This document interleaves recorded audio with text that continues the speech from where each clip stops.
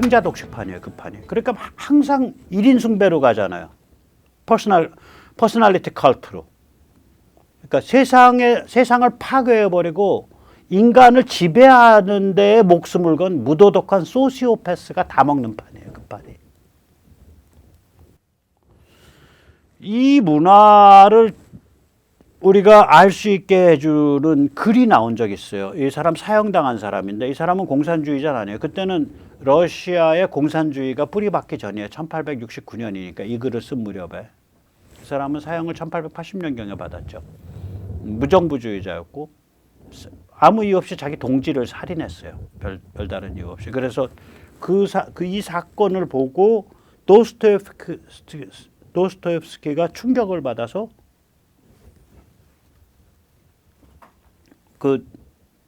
쓴 소설이 악령이죠. 악령의 스토로프스키가 그 모델이 여기에요. 이 사람이에요. 나차예프예요. 이렇게 되죠. Catechism for the Revolutionary. 그러니까 혁명가를 위한 교리문답이라는 유명한 구절입니다. 혁명가는 저주받은 인간이다. 무엇에도 이해관계를 느끼지 못한다. 애정도, 감정도, 유대도 느끼지 않는다. 재산도 본인의 이름조차도 의미가 없다. 그의 모든 존재는 단 하나의 목적, 단 하나의 생각, 단 하나의 열정에 사로잡혀 있다. 이 단 하나는 바로 혁명이다. 영혼 전체가 사로잡혀 있다. 말뿐 아니라 행동에서도. 일체의 사회적 질서를 거부하며 일체의 문명을 버린다. 법규, 예의, 전통, 도덕을 버린다. 그는 세상에 대한 무자비한 적이다. 그가 세상 속에 사는 이유는 단 하나, 세상을 파괴하기 위함이다. 이런 멘탈이 이제 그 절망 상태의 러시아 지식인한테 쫙 깔리는 거예요. 저 멘탈에서 막시즘을 가지고 온 거예요. 그러니 사고가 크게 나죠. 저 멘탈을 깔고 막시즘을 갖고 오면. 그러니까 이런 멘탈을 가진 급진 지식인들이 이제 19세기 말에 러시아에서 양산이 됐고, 그 다음에 특히 언제 많이 양산이 되냐면 러일 전쟁에서 패배한 다음에 1905년에. 그래서 그때부터 사형수의 숫자가 급증해요. 정치적 사형수의 숫자가 10배, 20배로. 목숨 내놓고 부셔버리겠다 이거지. 이런 유형을 가진 자들이 수백 명, 수천 명, 수만 명 모여서 득식을 그리면서 거기서 재능이 있고 얼굴이 번듯하고 잘난 놈이 맨 위로 뜨는 거야. 운 좋은 놈이. 안 죽고. 그러면서 그 생태계의 최상의 포식자가 되죠. 그리고 그게 나중에 1인 숭배의 대상자가 되죠. 그 주변은 전부 착한 바보 좌파예요. 선량하고 헌신적인. 이 착한 바보 좌파는 이용당하고 지배당하고 죽임당하죠. 저자들끼리도 또 죽고, 저런 선수들끼리도, 선수 악마들끼리도 죽고. 이런 이상한 생태계, 이런 생태계가 그러면 이런 생태계가 만들어지려면 기본적인 사람 머릿수가 있어야 되잖아요. 풀이 한 수만 명, 10만 명 되면 이게 이제 만들어지기 시작해요. 오케이? 한국 전대협 주사파 전체 풀이 10만 명 넘죠. 10년 동안 아주 색깔 진하게 오염된 애들, 배출된 애들이 10,000명씩 배출됐다고 하면 그 주변까지 하면 한 해에 한 10만 명 배출된 거고, 5만 명, 10만 명. 색깔 진한 애들만 10,000명이면 10년이면 10만 명이죠. 그러니까 거기에 인물이 나온다고. 저런 인물이. 세상을 파괴하고 타인을 지배하는 거에 목숨을 건 무도덕한 소시오패스가 나오는 거예요. 그래서 우리가 생각하는 것보다 인성이 좀 다른 세계에 있는 사람들이 많아요. 거기에. 겉으로 보면 온화하고 그 아주 뭐 백모 같은 사람이랑은 다르지. 아주 세련돼 있고. 근데 그 안에 인성은 완전히 저렇게 파괴되어 있는 아주 파괴적인 인성을 가진 자들이 있다고요. 그래서 특히 이제 사다리를 타고 위로 갈수록 저런 살벌한 유형이에요. 그래서 뭐 소문에 의하면 나이 26, 7에 이미 자살조를 운영을 했으니까, 나 죽여버리겠다. 그래, 너 동지 공생하네. 내가 좀, 좀 적당한 때 어레인지해서 내가 할게. 그다음 술 먹다가 야 누구 하나 좀 죽어야 될 것 같은데 내가 죽을게. 그래. 내가 또 연락할게. 이래가지고 자살조를 딱 짜갖고 운영했다는 거 아니에요. 나이 26, 7대? 지금 국회의원 빠지 달고 있다는 거 아니에요. 제가 소문으로 들어서 그래. 어느 정당 국회의원인지 제가 말 안 할게요. 누군지도 말 안 할게요. 그러니까 이게 보통이 아니에요. 그러니까 무슨 북한의 포섭당에 있다 안에 있다 뭐 중국 간첩이다 아니다 떠나서 그 인성 자체가 세상을 보는 관점이 달라요. 그러면 이 전통 아래서 자란 친구야 푸틴은. 물론 푸틴은 나이가 70이니까 이제 뭐요 1950년생쯤 되죠. 52년생. 그러니까 혁명은 구경한 적도 없지. 그냥 태자당이지. 그러나 그 어렸을 때부터 저런 식으로 굳어진 체제, 사회상 제일 윗대가리로 갈수록 세상에 대한 파괴와 타인을 지배하는 것에 목숨을 건 무도덕한 소시오패스들이 만들어낸 체제, 그 체제에서 성장한 거라고 이게. 그래서 저 정점에 가 있는 거라고요. 그리고 그 체제는 그게 제가 말씀드리는 푸틴 체제예요. 그 체제에 사람들이 느껴지는 건 뭘로 느껴지냐? 가부장적. 야, 우리가 말이야, 국제 세계 시장에 가서 그 석유, 가스, 알루미늄 팔아가지고 다 먹거리 다 만들어 올 테니까 니들 까부지 말고 말이지. 그냥 인생 해피하게 살아. 알았지? 가부장적. 야, 우리 슬라브 민족 위대하잖아. 슬라브 민족. 야, 우리는 말이야, 신앙의 바탕에 있어. 우린 그 국가가 처음에 만들어질 때도 말이야, 그 러시아 정교, 그리스 정교를 받들면서 우리가 처음에 모이기 시작한 게 그 사람이 바로 지금 우리 대통령이랑 이름이 같은 블라드미르 대제잖아. 그게 블라드미르 대제거든요. 그 정교를 채택하면서 결집을 했어요. 러시아란 나라가 키예프에서 지금 키이우에서 모스크바로 가기 전에. 자, 그래서 다시 한번 정리를 해보죠. 러시아 지식인의 입장에서 보면 유럽은 부러움과 환멸의 대상이고요. 조국은 낭만과 환멸의 대상이죠. 러시아 지식인. 유럽은 한편으로는 유럽 부럽지. 그런데 걔들 보니까 악마네, 우리 덮치네. 그러니까 부러움과 환멸이에요. 러시아란 조국 낭만주의에 빠져서 러뽕, 우리가 국뽕 하듯이 러시아 국뽕에 취해갖고 떠받들다가 보면 눈에 안 들어오겠어요?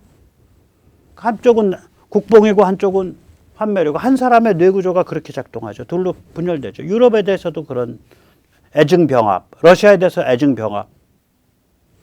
굉장히 긴장이 심한 불안정한 상태예요. 그런데 이 두 개의 애증병합이 교차하고 있는데 환멸은 공통분모라고. 이 환멸이 어떤 깊게 승화해서 맞아. 인간이라는 건 어리석은 동물이고 세상은 직선으로 항상 최선의 방향으로 안 가. 우회해. 참아가면서 뭔가 세상에 유의미한 씨앗을 하나하나 심어가는 게 그게 인생이야. 이게 승화하는 자세인데 이거 승화를 못하면 이제 세상 뭐 이래 다 환멸해 다 뒤집어버려 불살라버려. 아까 이제 그 나차예프 같은 악마가 태어나죠. 그런데 이 악마가 유럽에서 만들어진 치밀한 이성 논리 철학을 갖고 온다고. 저게 이름이 막시즘이에요. 공산주의라고. 이걸 두고 니체는 지옥의 불개가 정신을 획득했다라고 말했어요.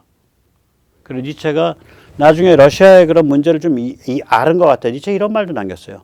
사악한 민족에게는 음악이 없다. 그런데 러시아인은 무슨 재주로 음악을 할까? 왜 좋은 음악을 만들 수 있지?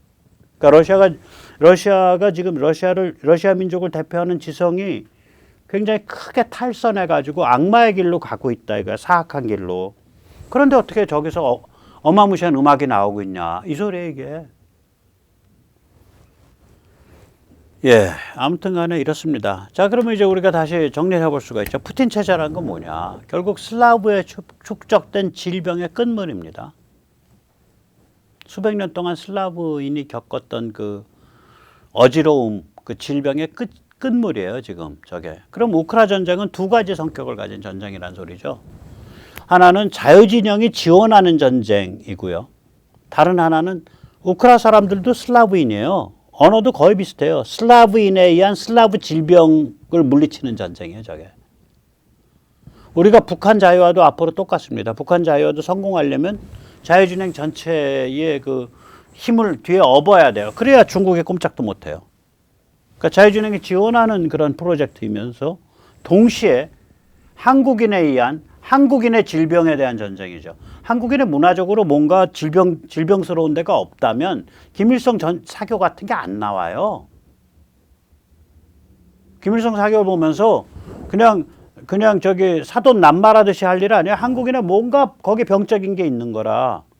그런데 이쪽 대한민국 쪽은 그게 뭐 우남 이승만이든 그게 기독교에 의한 미국 문명에 대한 이해든 그 다음에 우남 이승만의 지도 아래서 제대로 된 그 선택을 항상 제대로 했던 그 수십 년의 역사, 또 박정희에 의해서 그 세계 시장 속에서 먹고 살아보려고 선택했던 그 길, 그 다음에 이제 신군부의 안정화 정책, 그 다음에 그것 신군부에 대한 의심을 가지고 그 민주화를 하려던 노력, 물론 좌파들을 제가 찬양하는 게 아니라 그런 노력 자체가 그 당시 사회에서 그래 열심히 한다, 그렇게 민주화돼야지라는 분위기가 있었다고요.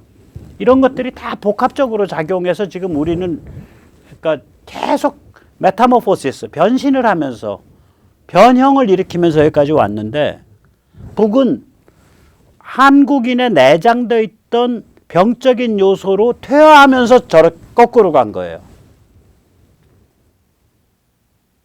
그래서 우리가 북을 자유화시키는 과정이라는 것도 한국인에 의한 한국인의 질병에 대한 전쟁이라고요. 혹은 프로젝트라고요. 그 질병 해결을 위한. 6.25도 마찬가지죠. 자유진영이 지원하는 전쟁이었고, 우리 대한민국, 그러니까 남쪽의 한국인에 의한 북쪽 공산체제가 일으킨 침략전쟁, 북쪽 공산체제가 명판을 걸고 뒤에 스탈린과 모택동이 끼어든 침략전쟁에 대한 저항이었죠. 저 똑같아요. 그래서 우크라 전쟁을 저는 미국 이런 데서 자꾸 프락시와 대리전이라고 부르는데 굉장히 기분이 안 좋아. 아니 그 전쟁의 의미를 체화시키는 상태가 됐는데 어떻게 그 대리전이냐 이거지. 주체전이지. 오너십이 성립하죠.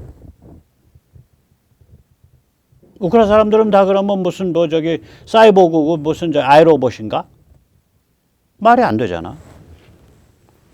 아주 교만한 평가에 난 그런 거 CNN 같은 데서 그 툭툭 그런 용어 나올 때마다 좀 웃긴 놈들일세. 야, 인마 대리전이면 네가 가서 인마 저 총 들고 싸워봐 인마. 대리전 하지 말고. 구역질 나는 소리야. 예, 어쨌거나 그래서 이제 이게 또 다르게 말을 하면 글로벌 차원에서 전 세계 자유진영이 소련 공산체제의 변형 끝물을 작살내는 전쟁이에요. 그러나 슬라브 내전이라는 측면이 같이 있다고. 슬라브 내전은 뭐냐면 러시아란 나라는 소련 공산주의의 적통 소련 공산주의의 적통 후손이 저게 우크라이나입니다. 오히려 우크라가 적통이에요. 제가 나중에 보여드릴게요. 왜 그런지. 공산주의 끝물을 해체하는 전쟁이에요. 그러니까 공산주의 적통 후손은 이미 자유주정으로 넘어왔고 끝물인 러시아가 남아있는 거야. 근데 끝물이 전쟁을 침공을 하니까 그거 해체해버리는 전쟁이라고요. 즉 애초에 소련 공산주의의 핵심 축은 지금 러시아가 아니라 우크라이나에 있습니다. 예를 들어서 레닌의 경쟁자였던 마르토프, 그러니까 맨셰비키파의 거두, 이스탄불에서 태어나서 오데사에서 자란 사람이에요. 그 다음에 혁명의 2인자였고 혁명군 사령관으로서 러시아 혁명 후에 한 3, 4년에 걸친 내전을 승리로 이끌었던 레온 트로츠키. 그 사람은 지금 젤렌스키의 고향인 크리 인근에서 태어난 사람이에요. 크리에서 서쪽으로 한 20km 떨어진 곳에서. 그 다음에 스탈린 이후에 러시아 수상을 한 후르시초프. 이 사람은 수미, 지금 우크라이나 위에 키이우 오른 북동쪽 지역이 수미잖아요. 사실 수미 사람이에요. 지금 국경 넘어서인데 그 수미에서 러시아 국경 바로 넘은 지역에서 출신이고, 이 사람은 10대, 그러니까 10서너 살부터 도네츠크에서 지금 그들은 그렇잖아요. 도네츠크가 도시 이름이기도 하고 지역 이름, 오블라스트 이름이기도 하고 자포리지아 도시 이름이기도 하고 그 도시를 둘러싼 지역 이름이기도 하고 헤르손 도시 이름이기도 하고 도시를 둘러싼 지역 이름이기도 하고 루한스크 도시 이름이기도 하고 도시를 둘러싼 지역 오블라스트 이름이기도 하고 저 사람 도네츠크 도시에서 생활했어요.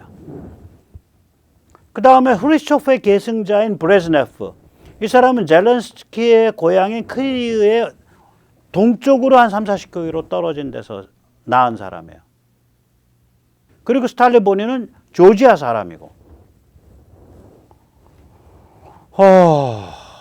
레닌 죽고 나서 1970년대 중반까지 거의 한 50년 동안 조지아 사람 스탈린과 우크라이나 사람들이 소련 공산당을 운영한 거예요. 근데 저 우크라이나 사람들이 누구냐? 스탈린 지하 때 우크라이나에서 300만 명이 굶어 죽도록 만든 악마들이라고. 그 굶어 죽도록 만들 때 후르시초프 울면서 말렸나? 안 말렸으니까 숙청안 당했겠지. 브레즈네프 울면서 말렸나? 안 말렸으니까 그렇겠지. 저자들 무슨 생각했겠어요? 저 우크라이나 시골의 무식한 분홍들 말이야. 쟤들 뭐 반공한다고 쟤들 안 되겠어. 쟤들 저기 뭐야 잘 꼬셔가지고 가을에 추수 다음에 양식 다 받은 다음에 그다음 봄부터 저기 뭐야 그 저기 비축식량 떨어져 갈 때 그 길거리에다 기관총 걸고 집에서 동네 못 돌아다니도록 하면 다 굶어 죽겠지. 한번 그렇게 해야 되겠어. 한번 청소해야지. 그거에 같이 한 자들이잖아요. 실제로 그거 할 무렵에 거기서 근무했었고 아마 후르시초프인가 브레즈네프가 그때 거기서 근무하던 자들이에요. 둘 다 그럴 거예요. 우크라이나에 무시무시한 자들이라고요. 여기서 제가 지도에서 이거 그리는데 한 10분 걸렸습니다. 지도 하나 뽑아가지고 마르토프 오데사 이스탄불에서 태어나서 오데사에서 자라고 생활했습니다. 트로츠키는 지금 그러니까 지금 크리우의 동쪽으로 있는데요. 서쪽으로 한 20km 떨어진 데서 태어나가지고 오데사에서 자랐고요. 후르시초프는 저기 보면 수미 국경 바로 저기 수미 지역이거든요. 러시아 쪽 거기서 태어나서 실제로 생활하고 자란 거는 도네츠크 시에서 생활하고 자랐습니다. 브레즈네프는 크리우에서 한 30-40km 동쪽으로 떨어진 조그만 마을에서 태어나서 자란 사람입니다.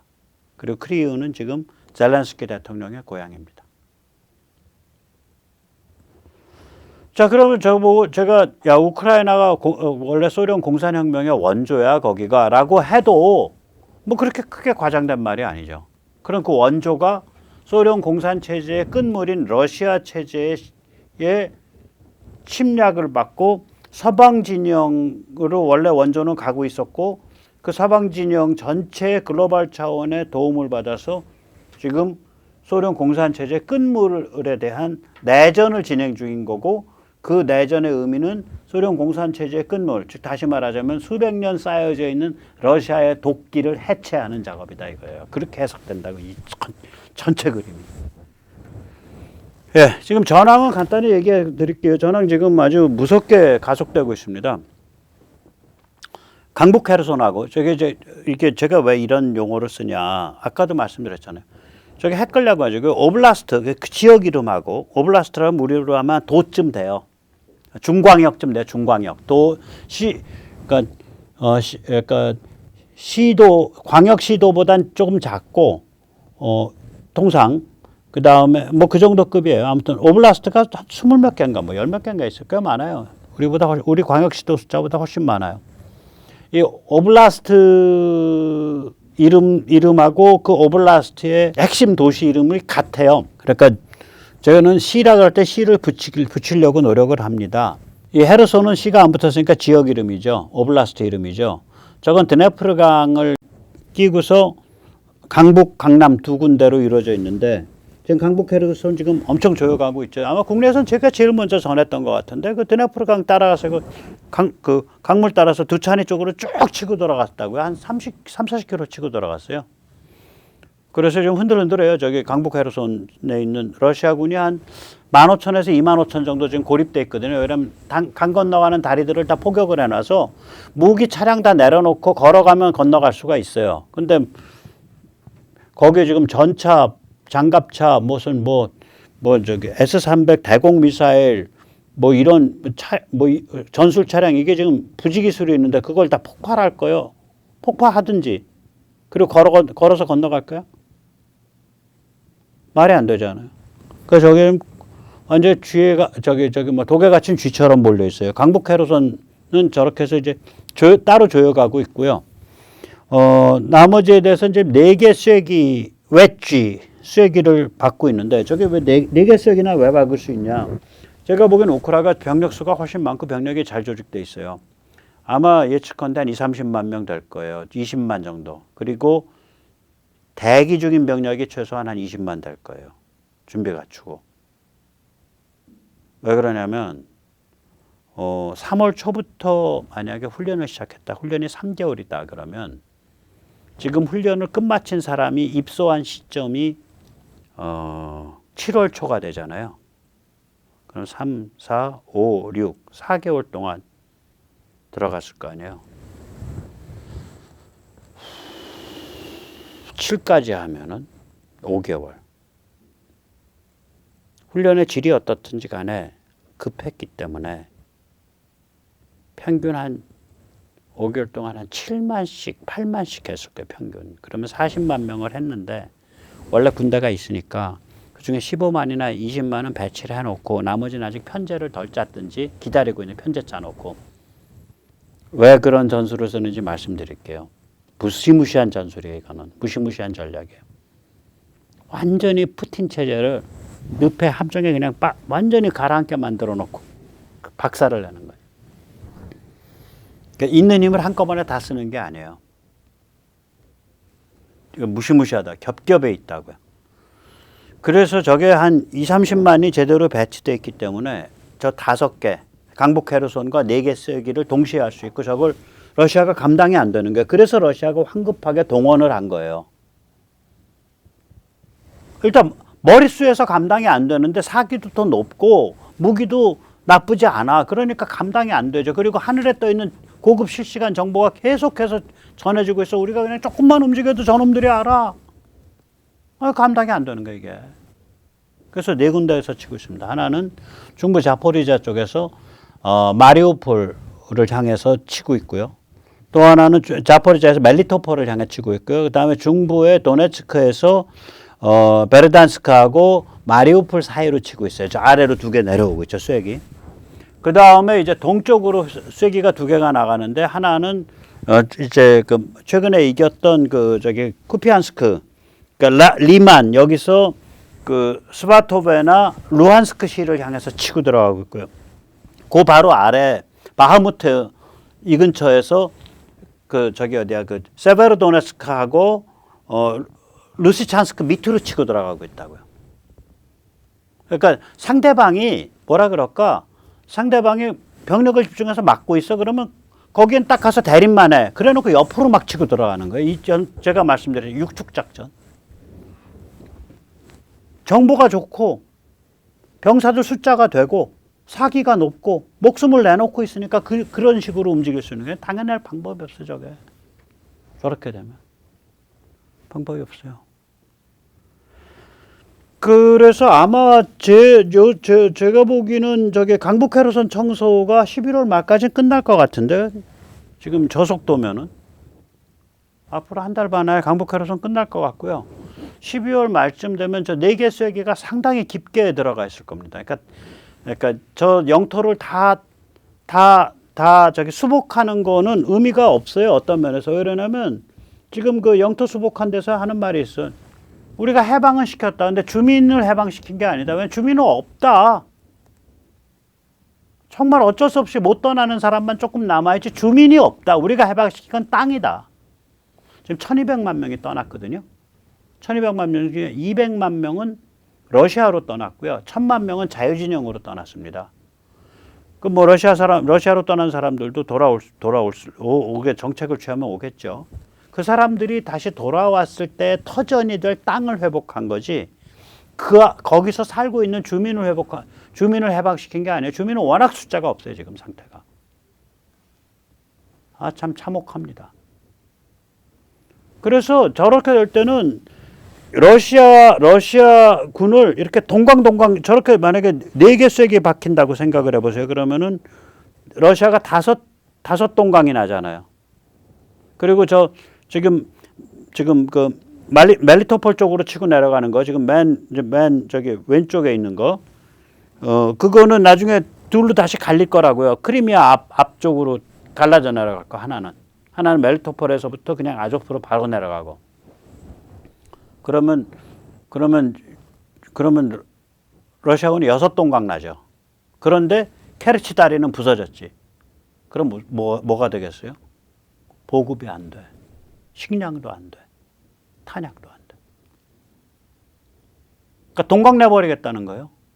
제가 본 그거예요. 동강 내버리겠다. 어차피 숫자 많다. 지금 아마 현역 동원되어 있는 숫자가 한 20만 명에서 30만 명 될 겁니다. 지금 현장에서 싸우고 있는 사람의 숫자가.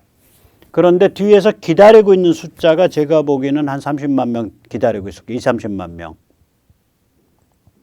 그래서 병력이 충분할 거예요. 저렇게 해도. 보통 일 아니죠. 저 러시아가 감당이 안 되죠. 자, 이렇게 해서 이제 케르치 다리 이제 끊겼죠. 예. 그 차가 다니는 다리는 이제 2차선은 살아남아 있고 2차선은 끊겼고, 그 다음에 이제 열차가 다니는 다리는 완전히 불에 타갖고 그 철도가 녹아버렸고, 뭐 한 1km 반 구간이 저렇게 군데군데 녹아서 저거 수리 안 돼요. 저렇게. 완전히 구조가 흔들려 있어가지고 열차 못 달린다고요. 콘크리트도 저런 식으로 고열을 가해버리면 안에 물성이 바뀌어서 저거 삭아버리거든. 열차를 못 달려요. 제대로. 지금 저 상태가 돼버린 거예요. 아주 지능적인 게 누가 폭파했는지 몰라도 저 다리 하나 2차선 저거 살아남겨두는 게 좋아요. 쟤도 지금 간닥간닥해서 저 충격 때문에 약해져 있어갖고 간신히 한 차선으로만 만들어서 일방향 통행시키고 저쪽 맞고 또 일방향 통행시키고 그러고 있잖아요. 쟤도 지금 그러고 있거든요. 그러니까 쟤도 제 기능 못 하거든. 근데 러시아 사람들 빠져나갈 사람 빠져나가라 이거지. 러시아 국적 사람으로 크리미아에 사는 사람이 한 수십만 될 겁니다. 그게 러시아의 그 군사 도시여갖고. 군사 지역이어서. 그러니까 세바스토폴이 핵심 군사 도시고. 이게 갑자기 며칠 사이에 이제 가속된 거예요. 한 5, 6일 사이에. 변곡점은 9월 21일 푸틴의 합병 동원 그리고 핵전쟁 가능성 암시.